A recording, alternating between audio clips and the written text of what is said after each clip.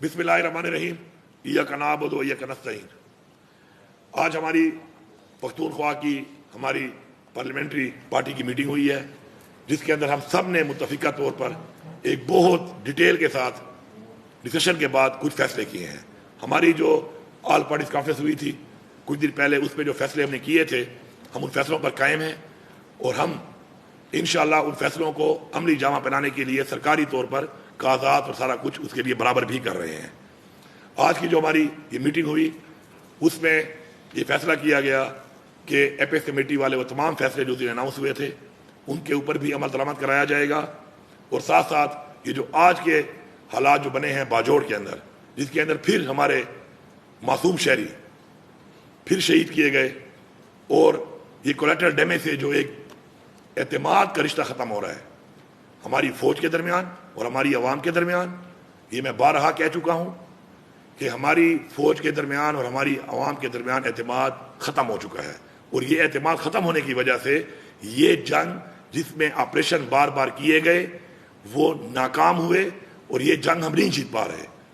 हम ये चाहते हैं कि जो हमने शेड्यूल का ऐलान किया है अगले 10 दिन के अंदर हम 2-2 ज़िलों के करके और इंशाअल्लाह फिर एक ग्रैंड जिरगा बुलाएंगे तमाम उन स्टेक होल्डर्स का जो कि इन एरियाज़ के अंदर हैं जहाँ पे टेररिज्म है, और उनकी फीडबैक लेके उनके बताए हुए अमल के मुताबिक हम आगे अपना एक इंशाअल्लाह एक पॉलिसी रिव्यू करने के लिए हम ये जो बैठे हुए हैं जिनकी जिम्मेदारी है कि उन्होंने बॉर्डर को क्लियर करना है, बॉर्डर पे प्रोटेक्शन देनी है, उन तक पहुंचाएंगे।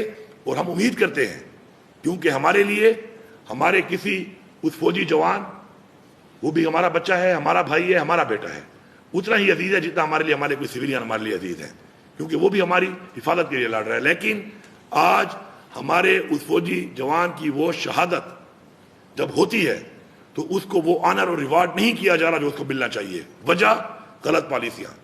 इन पॉलिसियों को हम बार बार कह रहे हैं कि रिव्यू किया जाए। उसी के ऊपर हमारा फिर आज ये इजलास हुआ है। हमने उसके ऊपर जो भी बातचीत की है, अभी हमारे अगले 10 दिनों में इंशाल्लाह जिरगे होंगे। उन जिरगों का एक मुफस्सिल तरीके से डिस्कशन के बाद एक बयानिया होगा, लाअमल होगा, और हम उम्मीद करते हैं कि उसी के मुताबिक आगे की कार्रवाई जो है वो हम करेंगे। दहशतगर्दी का खात्मा हम चाहते हैं, लेकिन उस तरीके से जिससे अवाम का एतमाद भी हो और हमें खात्मा कर भी सके। इसके अलावा हमारा action in aid of civil power, ये जो एक हमारा एक चल रहा है सूबे के अंदर, इसके ऊपर भी हमारे तफसूलात हैं। उसके ऊपर भी हमारा इंशाल्लाह यकम से स्पीकर साहब को बता दिया गया है, इंशाल्लाह यकम से हमारा असम्बली का इजलास शुरू होगा। उसके अंदर हमारी बाकी डिस्कशन के साथ इसके ऊपर भी डिस्कशन होगी कि क्या इससे कोई फ़वायद हो रहे हैं या इससे नुकसान हो रहा है, और फिर वही एतमाद ख़त्म हो रहा है या एतमाद बहाल हो रहा है। हमने अपने लोगों का एतमाद बहाल करना है। और एक वाज़ेह पैगाम है यहाँ पर सबके लिए कि हम अपनी आवाम के साथ खड़े हैं, हम अपनी आवाम के लिए हर हद तक जाएंगे। ये हमारा सूबा है, ये हमारी मट्टी है, और हम इस मट्टी को अपने उन फैसलों के साथ ख़राब नहीं कर सकते जो फैसले हम पे मुसल्लत किए जाते हैं हमारे मशवरे के बगैर।